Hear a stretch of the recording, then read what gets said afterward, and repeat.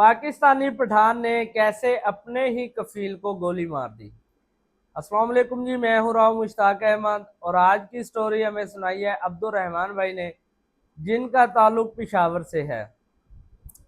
अब्दुल रहमान भाई ने हमें मैसेज करके अपनी स्टोरी सुनाई है और ये स्टोरी है 2000 की, जब वो सऊदी अरब में जॉब के लिए गए as a security guard. Abdul Rahman भाई पिशावर के रहने वाले थे और वहाँ पे एक सिक्योरिटी गार्ड की ड्यूटी सर अंजाम दे रहे थे। इनका एक दोस्त होता था सऊदी अरब में। तो अब्दुल रहमान भाई से जब उनकी बातचीत हुई तो उन्होंने कहा आप यहाँ जो सिक्योरिटी गार्ड के लिए, और जो लोग बाहर सऊदीया में होते हैं उन्हें पता होगा, जो पुराने हैं या जो वहाँ से आ गए हैं, कि एक टाइम था कि सऊदी अरब में जो घरेलू ड्राइवर या सिक्योरिटी गार्ड पर्सनल रखा जाता था वो पाकिस्तानी बंदा रखा जाता था। उसकी वजह यह थी कि जो सऊदी अरब के लोग थे वो पाकिस्तानी लोगों पे बहुत अंधाधुंध यानी कि अंधा एतमाद करते थे। घर का सिक्योरिटी गार्ड हो गया, घर का ड्राइवर हो गया, वो सिर्फ पाकिस्तानी को रखते थे क्योंकि उन्हें पता था ये ईमानदार लोग हैं और अपनी ड्यूटी अपना काम मुखलिस तरीके से करते हैं और अच्छे और एहसन तरीके से अपना काम करते हैं।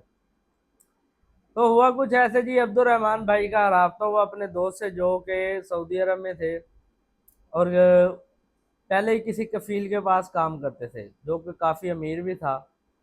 तो इनका राब्ता हुआ इनसे कि चलो यार मुझे भी वहाँ बुलाओ सऊदी अरब में, मैं भी यहाँ पे आके काम शाम करता हूँ, चलो उम्रा शुम्रा भी हो जाएगा और ये है कि चलो काम शाम ज़रा अच्छा हो जाएगा। यहाँ इतनी तनख्वाह नहीं है, वहाँ से ज़रा अच्छी तनख्वाह मिलती थी उसको।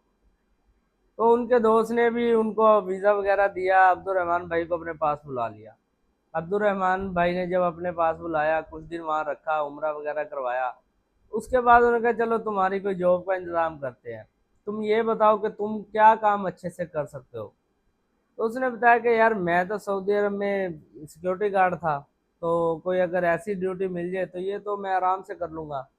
उन्होंने कहा अच्छा, वैसे हमारा जो कफील है जो मेरा, तो उनका जो एक पर्सनल गार्ड था वो अभी कुछ दिन पहले ही यानी कि छोड़ के गया है, तो मैं बात करता हूँ, अगर तुम्हारी बात बन जाती है तो तुम उसका सिक्योरिटी गार्ड बन जाना।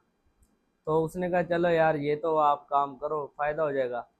खैर जी, अगले दिन वो अपने काम पे गया उसका दोस्त और उससे बात की कफील से कि ऐसे ऐसे मेरा एक दोस्त है पाकिस्तान से आया है और सिक्योरिटी गार्ड की ड्यूटी देता था वहाँ भी, तो आप उसको यहाँ पे भी रख लें अपने पास सिक्योरिटी के लिए, और ड्राइविंग भी अच्छी कर लेता है, अगर ड्राइवर की जरूरत है तो ड्राइवर भी। उसने कहा अच्छा ठीक है, तुम उसे लेके आना, मैं देखता हूँ अगर वो मेरे काम का बंदा है तो। खैर जी, अगले दिन वो अपने दोस्त को अब्दुल रहमान को लेके वहाँ कफील के पास गया। कफील ने उससे पूछा क्या क्या काम कर लेते हो, तो उसने बताया कि मैं गाड़ी भी चला लेता हूँ और सिक्योरिटी गार्ड की मैं पहले भी 10 साल से ड्यूटी कर रहा था तो पाकिस्तान में, तो सिक्योरिटी गार्ड की भी कर लूँगा। उसने कहा अच्छा चलो तुम एक हफ्ता मेरे साथ रहो, अगर तुम्हारा काम पसंद आया तो तुम मेरा पर्सनल गार्ड बन जाना। तो उसने कहा चलो ठीक है, ये भी ठीक है। एक हफ्ता खैर जी वो उसके साथ जाने लगा, जिधर जाना पेमेंट लेने, इधर उधर उसके कफील का जो भी काम होना उसने करना, बच्चे स्कूल से लेने, घर छोड़ देने, घर से लेने, स्कूल छोड़ देने। अच्छा, उस कफील की जो बेगम थी उसको भी बाजार वगैरह लेके जाना उसने, सारा कुछ।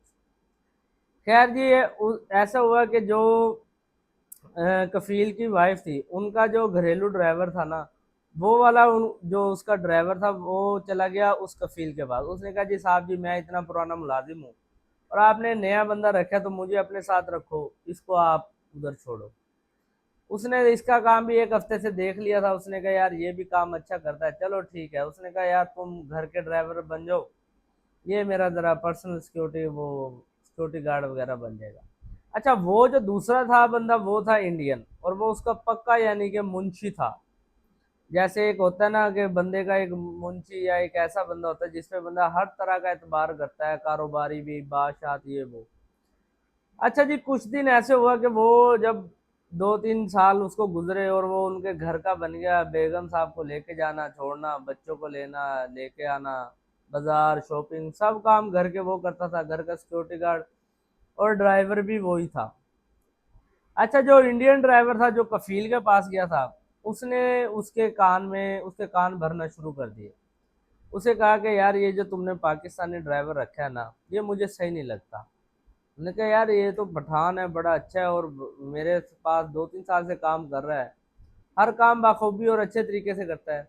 उसने कहा तुम्हें ये इसी चीज़ का धोखा है, वो जो है पाकिस्तानी पठान है, उसकी नज़र तुम्हारी बेगम पे है। उसने कहा यार ये कैसी बात कर रहे हो। उसने कहा चलो तुम इसको आजमा लो। उसने कहा अच्छा चलो, मैं इस बारे में सोचूंगा, वैसे मुझे ऐसा लगता नहीं है। खैर जी, जब बात शक में आ जाए और हर बात फिर शक्की शक्की सी लगती है। अब वो 2-3 साल से उनके घर भी रह रहा था और बच्चों के साथ घुल मिल गया था और उसकी वाइफ से भी बातचीत कर लेता था, कोई चीज़ लानी है जो भी है।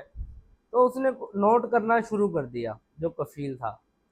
एक हफ्ता नोट किया, उसे भी लगा कि ऐसे शायद कोई इनका आपस में है चक्कर वगैरह। खैर जी, उसने उसको आजमाने के लिए उसने कहा यार मैं जा रहा हूँ शहर से बाहर, दूसरे मुल्क, कोई कारोबार के हिसाब से। अपनी वाइफ और उस गार्ड के सामने कहा उसने, जो अब्दुल रहमान पठान था उसके सामने, तो तुम ऐसे करना यार, तुम पीछे घर का इनका ख्याल रखना, जो सामान वगैरह लाना हो ला देना, और इनकी सिक्योरिटी वगैरह हर चीज़ तुम्हारे जिम्मे है, मैं जा रहा हूँ शहर से बाहर। अब वो उसके दिल में क्योंकि एक वो आ गया था, शक आ गया था, उसने गाड़ी ली और चला गया वहां से। उसको कहा कि ठीक है तुम ये सारा कुछ। अब वो वहां से चला गया अपने एक दोस्त के घर, अपने दोस्त के घर गया, वहां पे रहने लगा। कुछ दिन रहने के बाद, यानी कि 1-2 दिन के बाद, उसने एक रात उसको ख्याल आया कि चलो मैं अपने घर जाता हूँ। उसने लिबास वगैरह चेंज किया, फुल चोरों वाला गेटअप कर लिया। करने के बाद उसने कहा कि चलो मैं जाके देख के आता हूँ कि मेरे घर क्या हो रहा है। वो चोर रास्ते से गया, दीवार टपी, दीवार टपते हुए ऐसे वैसे होता हुआ वो पहुंच गया अपनी वाइफ के कमरे पे, जहाँ पे वो आराम से सो रही थी, बच्चे उसके आराम कर रहे थे, बिल्कुल खामोशी थी। उसने देखा कि यार मैंने ऐसे ही शक किया, ये तो बंदा बड़ा ईमानदार है और वो अपनी ड्यूटी दे रहा था उधर गेट के पास। उसने जब विंडो से देखा उसे, उसने कहा चलो, मैंने जब वो विंडो बंद करने लगा ना, आहट हुई। आहट होने के बाद उसकी जो वाइफ थी, उसकी आंख खुल गई। आंख खुलते ही उसने शोर डाल दिया कि ये कौन है ये। तो उसने फौरन से आके अपनी वाइफ के मुंह पे हाथ रखा कि तुम चुप हो जाओ, ये मैं हूँ। तो लेकिन जब अब रात का था, टाइम अंधेरा था, उसने शोर डाला तो वो सिक्योरिटी गार्ड फौरन से भागते हुए आया ऊपर। अभी इससे पहले कि वो उसको बताता कि यार मैं क्या, उसने ऐसे अपनी बेगम को पकड़ा हुआ था, उसके मुंह पे ऐसे हाथ रखा हुआ था। अब उसने समझा शायद ये, अब उसकी आवाज़ नहीं निकल रही थी, उसने समझा शायद इसकी आवाज़, सांस बंद हो रहा है क्या, ये कोई चोर है ऐसे। अब उसने क्या किया, उससे जल्दबाजी में उससे फायर चल गया। उसने फायर चला दिया क्योंकि वो पीछे से आया था दरवाजे वाली साइड से और वो परली साइड था। उसने उसके फायर मारा, अपनी जान में उसने टांग पे मारा था, लेकिन वो टांग पे नहीं लगा, थोड़ा सा ऊपर ये गुर्दे वाली उसकी साइड ये फायर लग गया। फायर लगने से ये हुआ कि वो अचानक से वो गिर गया और जब उसका निकाब वगैरह उतारा तो उसने देखा ये तो मेरा कफील है। तो खैर उन्होंने एम्बुलेंस वगैरह बुलाई और उसको लेके गए अस्पताल। अस्पताल जाते जाते लेकिन उसने दम तोड़ दिया और वो यानी कि फोत हो गया। अब वो सब परेशान, और वो अब जो पठान था वो भी अपने, यानी कि उसने कोई गलत, वो तो बेचारे ने इसे चोर समझ के फायर मारा था, उसे क्या पता था ये मेरा मालिक होगा। खैर जी, जब वो पुलिस वगैरह केस हुआ, उसके भाई वगैरह आए तो उन्होंने उसको जेल करवा दी। जेल करवाने के बाद उसकी बीवी बच्चों को कहा कि तुमने इसको सजा दिलवानी है। अब वहाँ पे आपको पता है कि खून का बदला खून होता है। अदालत में केस चला। केस चलने के बाद वो जो जज साहब थे उन्होंने कहा जी इसकी जो बेगम थी ना उसको बुलाओ। उसकी वाइफ को बुलाया गया, उससे सारी स्टोरी सुनी तो उसने कहा कि ये बंदा ईमानदार है, इसने जानबूझ के उसको नहीं मारा, बल्कि गलती से इससे फायर चल गया क्योंकि इसने तो समझा था चोर है और इसने मेरी जान बचाने के लिए तो वो फायर चलाया था। खैर जी, जब उसकी बेगम की वो आ गई गवाही और उसने कहा कि ये बेचारा ना, यानी कि बेकसूर है, तो इस जब उनके जो भाई वगैरह थे उनको भी सारा कुछ बताया कि यार ये ऐसा बंदा नहीं है। उसने बताया कि यार मैं पाकिस्तान से आया हूँ, मेरे वैसे भी 3-4 उधर बच्चे हैं, तो मैं ऐसा काम क्यों करूँगा। तो खैर जी, जज साहब ने कहा जी, उनके घर वालों की जब बातें सुनी तो उन्होंने कहा ये वाकई ये बंदा ईमानदार है, इसने खुद फायर नहीं चलाया बल्कि इससे लग गया, और हम इसको अपने भाई का खून माफ़ करते हैं। तो ऐसे फिर वो अब्दुलरहमान भाई की जान छूटी, और वो फिर वहाँ से उन्होंने अपनी टिकट वगैरह कटवाई और अपने वतन वापस आ गए। तो आज तकरीबन 26 साल गुजर गए हैं। तो कुछ वाक़े ऐसे होते हैं जो इंसान की ज़िंदगी पे नक्श कर जाते हैं, और ये अक्सर वाक़े हमें हमारे भाई सुनाते हैं, क्योंकि मैंने लिखा हुआ है अगर आपको कोई वाक़या आप हमें सुनाएं तो हम उसकी स्टोरी बनाएंगे।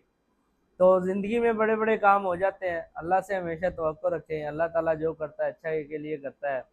अगर आपको स्टोरी ये पसंद आई हो तो लाइक कमेंट ज़रूर कीजिएगा, और अगर स्टोरी के हवाले से कोई भी आपका सवाल हो या कुछ भी आप कहना चाहते हो तो कमेंट बॉक्स में ज़रूर बताइएगा। मैं आपके कमेंट सारे रीड करूँगा और लाइक भी करूँगा, जवाब भी दूँगा।